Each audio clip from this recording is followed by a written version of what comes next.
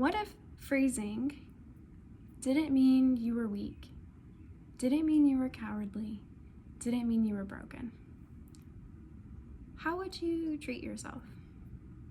How would you talk to yourself? What would you think about how you reacted? What if freezing is one of your body's most sophisticated survival strategies? This is on my heart for a reason that we will get into. It will be one of the examples. It is why I chose this specific topic to share at this moment. So I wanted to get started by first emphasizing the nervous system is a survival surveillance system. It is a threat detection system. It is always scanning for cues of safety and cues of danger. And it does this in the background. You're not consciously aware of this. It is one of those behind the scenes programs that is just constantly running for you. And these threats, these cues of danger, they could be physical or they could be predicted. They could be an alligator 3 feet from you, or they could be whatever you think is going to happen if you give that presentation in front of those people. It doesn't matter. Once the threat is detected, your nervous system automatically chooses the best course of action for your survival. Sometimes that looks like running away from danger. Sometimes it looks like standing your ground, fighting for your life. But what do you do if there is no escape? What if you do if you're not going to win that fight? What are you going to do if there's no escape and you're not going to win that fight? There is a third program response that your nervous system has been designed to use, and it's freezing. This is not a conscious choice. It is an adaptive survival strategy. Now, the reason why I feel so strongly about discussing the freeze response, helping you understand it, helping you give yourself more grace, more compassion, instead of shaming yourself for freezing, is that there was a very real threat to someone in my life. Last week she had gone out for a friend's birthday party. They had a wonderful time. It was the end of the night, everything was wrapping up, and they're waiting for their Uber, their cab, I don't remember which one it was, but across the street there were these two men having an argument. And it was kind of a minor argument based on what she was saying. She could hear from across the street, and then all of a sudden it was not minor. One of the guys took out a gun and shot the other guy right there across the street.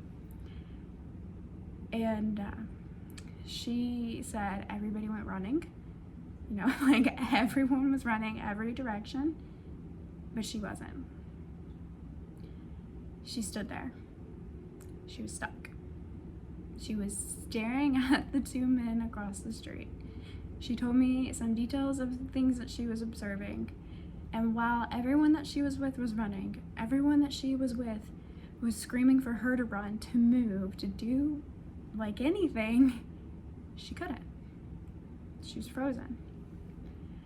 And she kind of made like a little joke explaining part of the story. Was like, yeah, everybody, chose to run, and I apparently chose to just stand there. Those aren't her exact words, but it was kind of the gist, the tone of her almost mocking herself a little bit of self-deprecation. But I could tell there was a little embarrassment, there was a little shame around her not being able to move. And part of that's in the tone, part of that's in the way that she described that part of the story. But it's also, this is a woman whose head is always held high, always. She is very strongly and very confidently herself. And when she was telling that part of the story, her chin dropped to her chest. And that's when she said kind of judging herself a little bit, that comment. And it kind of broke my heart a little bit to know the answer. To know, like, I have the answer that can help you not judge yourself for that, to explain why that happened. But that wasn't the moment to tell her. That wasn't the moment to become, a teacher or to kind of force knowledge onto her. That was the moment to listen to her experience, to be there with her, to, connect, not teach, not lecture. So that is why I feel so strongly about sharing this specific video today. Now, it's kind of easy to you can easily gloss over and be like, oh yeah, like I couldn't run away, or I wasn't gonna win that fight, or I just didn't know what to do, I was overwhelmed, and leave it at that. But I feel like really understanding what's going on, what's going on in your body, and also how it feels when it's happening, helps you give yourself so much more grace, helps you not fall to the shame of labels and judgment and, society's kind of views of things. So I touched on freeze happens when your nervous system is overwhelmed. What that overwhelm looks like, to understand it kind of conceptually, it's like trying to drive down the highway, the interstate. You've got one foot on the gas, but you've got one foot on the brake. So you're trying to go, and you can't go. To put it more in your body, you have all this activation energy, all that energy that your body is kind of ramping up so that you can survive, so that you can run for your life, so that you can fight for your life. All that energy is still in your body. But remember, we've got the brakes on too. So your body's shut down at the same time. That's why you can be perfectly still and have this tornado of energy just going around and around in your body. The key is your body wants to escape. It wants to fight, but it is also preventing that. And that's where it comes the accelerator and the brakes at the same time. This has also been talked about as the Medusa complex, being frozen in fear. But yeah, it is not calm. It is not lazy. It is not weak. It is not broken. It is a very real adaptive survival strategy that your nervous system can use. And another important thing to note here is that when you're in these survival states, whether it's fight, whether it's flight, whether it's freeze, your thinking mind, your logical, rational, reasoning mind cannot override these instincts. So to put it kind of simply, you have, we'll call your logical mind and your survival instincts. These two parts of your brain, when one of them's activated, it inhibits the other, and vice versa. So they are on a seesaw. So again, when you are in these states, this fight, flight, freeze, you don't have access to that logical part of your brain. You are purely an instinctive reaction driven by your nervous system. And that's another reason why when everyone's telling her to run, telling her to move, she couldn't. Like, the instincts were driving. The logical, rational, thinking part of the mind was in the back seat. And I say this, mind you, this poor woman is still standing across the street from an altercation that has escalated and that could very quickly turn against anybody else around. So if she's frozen and stuck there across from this very real threat, how is that her survival strategy? And one of the best ways to look at this, to kind of think about it, is to look at the animal kingdom. You know, they experience threat a lot more frequently in the ways that we can easily see, the ways we can easily understand and interpret. So the first way that freeze can be an adaptive survival strategy, and it is, but let's just say you need some convincing. A lot of predators rely on vision. So that is one of the things about, determining whether an animal is predator or prey, is where their eyes are on their heads. Most of the time predators' eyes are on the front and they are looking where they are going, and it's usually right at the prey. So when you have these predators that rely heavily on vision to not only detect their prey, but to chase it, to continue that hunt, if you're not moving, if you sense prey, if you sense the predator and you freeze, let's pretend I'm a deer right now, I forgot that part. If I sense that something is coming and I freeze, sometimes the threat can walk right past you because you're not moving. It didn't notice that movement.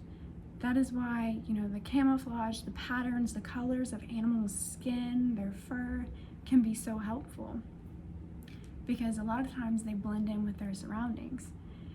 And I've had this happen myself. I'll be going for a walk through a park or through the woods, and I won't notice there is a deer just a few feet from me until it moves, because their fur blends in so well with, the trees, the leaves, the brush. They blend in perfectly that I didn't even know it was a few feet from me until it moved. That is how not moving can be an adaptive survival strategy. You're frozen, and it's not, I just decided I'm gonna sit still. It's, you cannot move. You're just very rigid. You are a statue.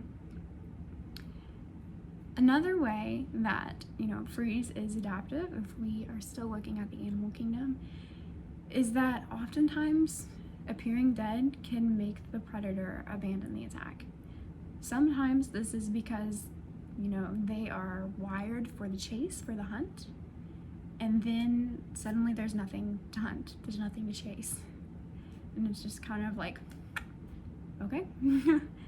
Another reason is that sometimes if, an animal falls over dead, or they're not scavenging, is that a word? We'll look it up, make sure. If they're not scavengers, they're most likely not going to eat animals that they find motionless, that they perceive as dead, because a lot of times, there could be parasites, there could be diseases. A lot of times they're just not interested anymore. And if you think of the possum, they are very widely known for this. People even say playing possum when you're faking your death to avoid a threat. And it works. That possums, they're not very fast and they are not well equipped to fight for their life, and they're not very big.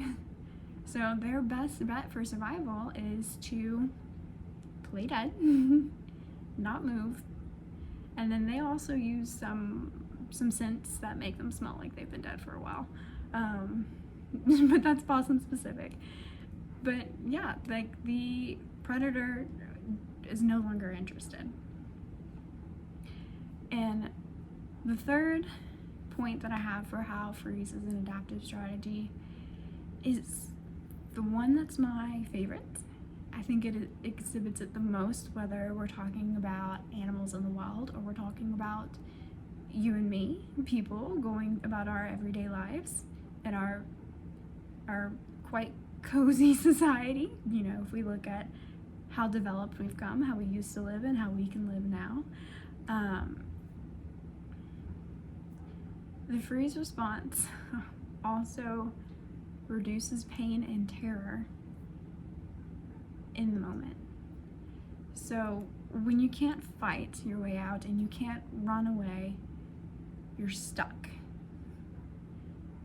Something's maybe gonna happen, you know, if you're detected, if the predator has not given up the hunt, you're kind of just waiting for that impending doom almost.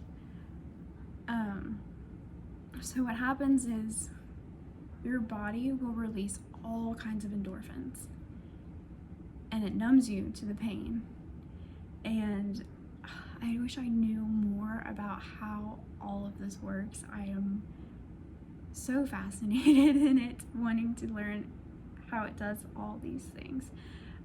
But it also reduces your terror, reduces your fear. And a lot of people report having heightened awareness. And it's incredible to me. Like, you have the endorphins, okay, so you don't really feel the pain. That makes sense. I want to know what causes the terror, the fear to go away. What causes you to see more details, more vivid. And the stories that stick out to me, there are actually two that I've read. One was a gentleman recounting, you know, he's on an African safari and he heard some shouting and he just happened to look over his shoulder right as a lion was coming, like jumping at him, and the lion got his shoulder. And, you know, there's pain, there's terror, and the lion shook him like a cat does with a mouse. And he said that the pain was just gone. He wasn't scared anymore. He was actually feeling calm while he's kind of being eaten by this lion. And he said that he felt so calm, kind of so at peace, that he just turned and looked the lion in the eye while it is trying to eat him.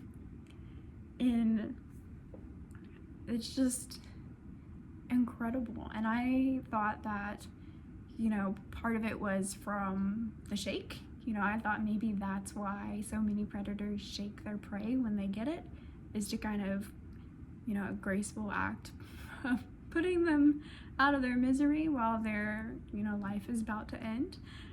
But then I read another story. Both of them are big cats. I don't know why. But it was another gentleman who was actually in the jungle, and he had dropped his water canteen in the river, in the stream, some sort of water. And when he was going to get it, he realized a tiger was hunting him. And for him, before the tiger even got him, you know, he knew it was coming. There was so much fear.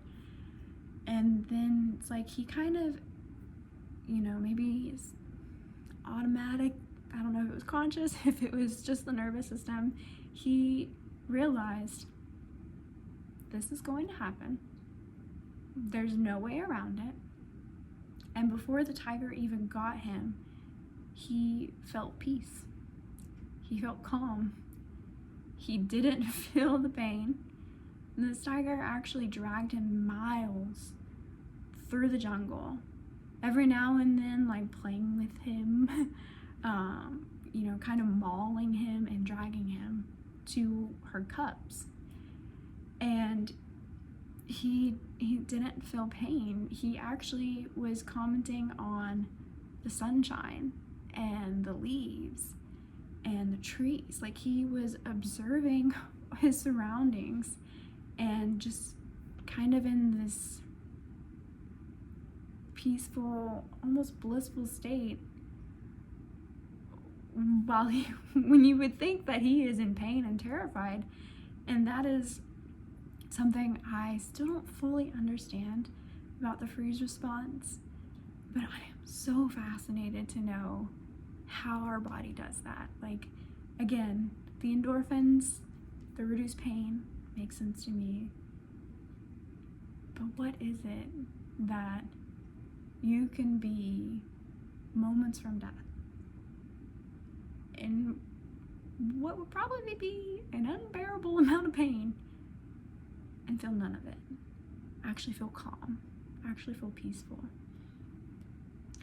And those are extreme circumstances. I hope none of you were ever in those situations, but those were the most vivid examples of how powerful and adaptive the freeze response is when it comes to survival. And with those gentlemen, you know, they eventually got rescued. That's how they were able to tell their story. But if we go back to the animal kingdom, we think about the antelope, impalas, gazelle. They are chased all the time, and sometimes they, like the cheetah, the lion, whatever it is about to get them, and they just collapse. And sometimes, I used to watch Animal Planet all the time, I would lose my mind. I would be like, no, like, how did they trip at the last second? Like, it felt like an action movie. But a lot of times, they didn't trip. They collapsed. And their nervous system did that intentionally. They're about to be captured. Rather than feel the pain, feel the terror, if they feel terror, I imagine they do, but they just collapse. They're in that freeze response, common tonic immobility. And so when the cheetah, the lion, the leopard actually catches them, they don't feel it. Like, they cannot perceive the pain. They are just stuck. And then, you know, sometimes, if they're lucky, the cheetah will take them somewhere and leave them to go get her cubs, thinking that her catch is already dead. Well, once the predator leaves, a lot of times they get up, they're completely unharmed, except maybe a bite wound, and they just sprint. So sometimes the freeze response is buying you time until there is an escape, until there is an exit. And that is why I think you become so highly perceptive when you're in a freeze response. You can see all the details, and I think because you're no longer focused on the pain, you're no longer focused on the terror, you can pay more attention to, okay, how am I gonna get out of this? That is what I think is happening, why you can have that heightened awareness when you're in these kind of dire situations. That's also kind of Dr. Peter Levine's view. He has done so much work on studying trauma psychology, trauma physiology, and that's kind of what he believes is happening too, is that when you're in that state, is you're kind of able to see much more clearly any possible chance of escape or survival. And those are kind of extreme examples, and while we can't ask a gazelle what it was thinking, what it was feeling, many people have similar experiences to the gentleman who was attacked by the lion, to the gentleman who was attacked by the tiger without having been attacked by an animal. Many people, when they are in a freeze response, they say that time slowed down. They were going in slow motion. They had extreme vivid sensory detail. They could see every vein on a leaf. They could see every blade of grass. They could see, they could notice every smell very intensely. You know, there's just this heightened awareness of your surroundings. And they also, with that, would have these very crystal clear memories of certain moments.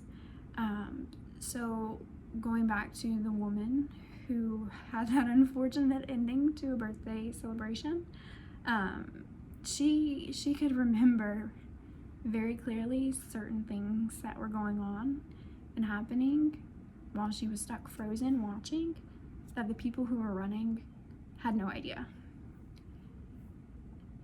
And so those are some ways that the freeze response is actually adaptive, and can actually helps your survival, whether it is, you know, waiting for the threat to pass, getting the threat to no longer be interested in you, or numbing that pain, those emotions, so that you don't feel them, so that either you have a graceful ending, I don't know if that's the best term for that, but also so that your attention, your focus can be on those little tiny moments that could be your only way out. So it is quite fascinating and actually a quite adaptive strategy for surviving. And now earlier I did mention that this can happen whether it is a physical threat or a predicted threat. Well, obviously with the woman's experience, you know, it was a very physical threat. It was right there across the street from her. But the predicted threat is something that I have been experiencing the past week or two. And so I wanted to share that with you as well. I did this coaching course. I was so excited for it. And then I noticed I kept having freeze responses, not resistance, actual freeze responses to this perceived threat. And it was so annoying. I knew what to do.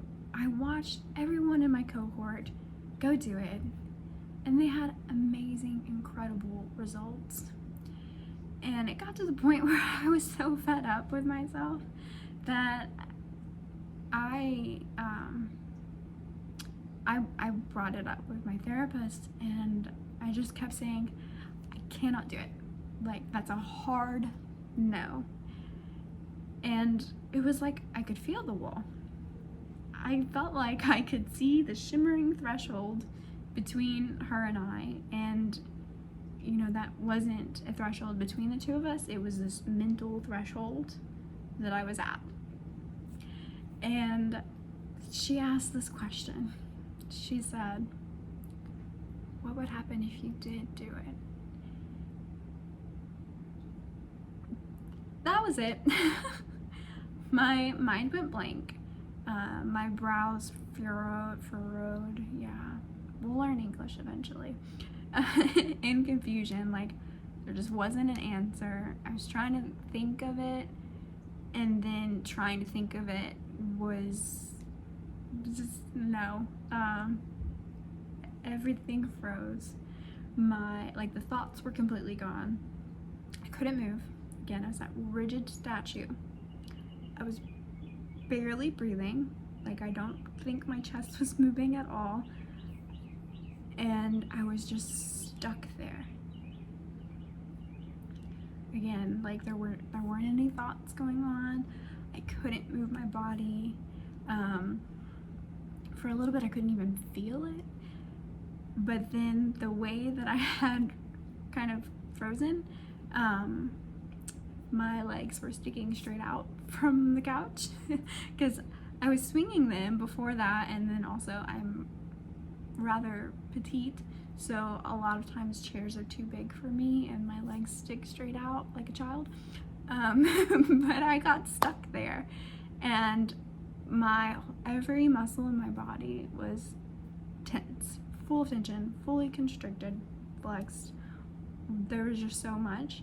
And with my legs stuck like that, I eventually started to feel my legs straining, like they wanted to release, they wanted to lower back down to a more natural position, and my body wouldn't let it happen. Like, my body wanted to relax and it wouldn't let it happen.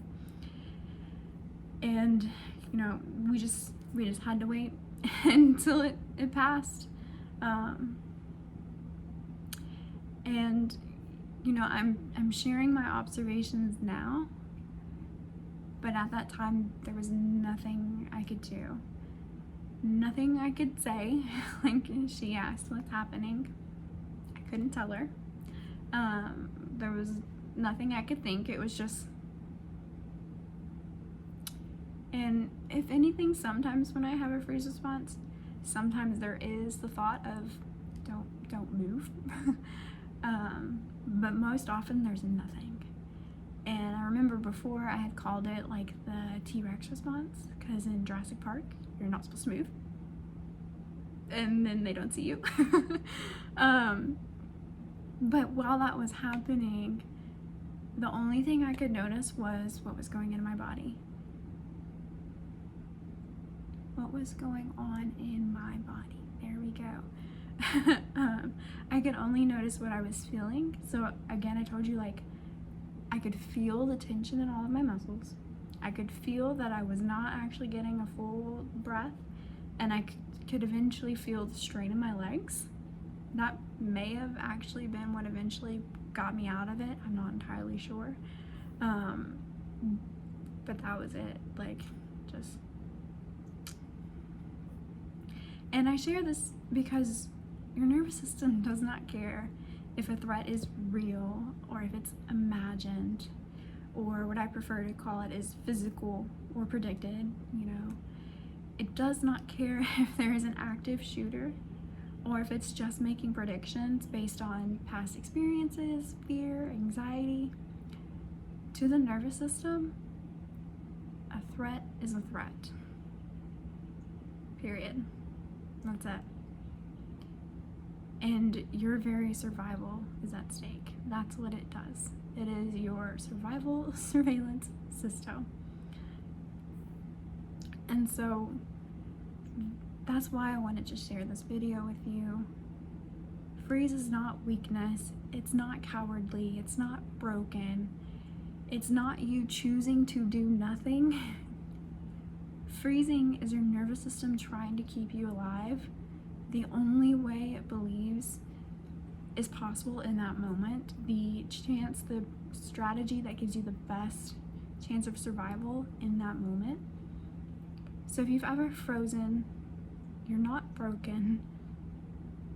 Your nervous system is doing exactly what it was designed to do. If you only get one takeaway from this video, I hope that it is that freeze is an adaptive survival response. It's not a personal failure. It's not a character flaw. And so, please let me know if this has been helpful. Comment below if you have any questions or topics like you'd like me to go into a bit more in future videos. And then I also have a question for you. So I have been creating an online course / coaching program, and it's designed to help you understand your nervous system and begin working with it instead of fighting against it. It'll not only give you tools for creating cues of safety, but I will actually walk you through how to use them and practice them in everyday life. It is designed to help you shift from surviving to thriving. It is designed to help you experience more clarity, more choice, more connection, and more creativity.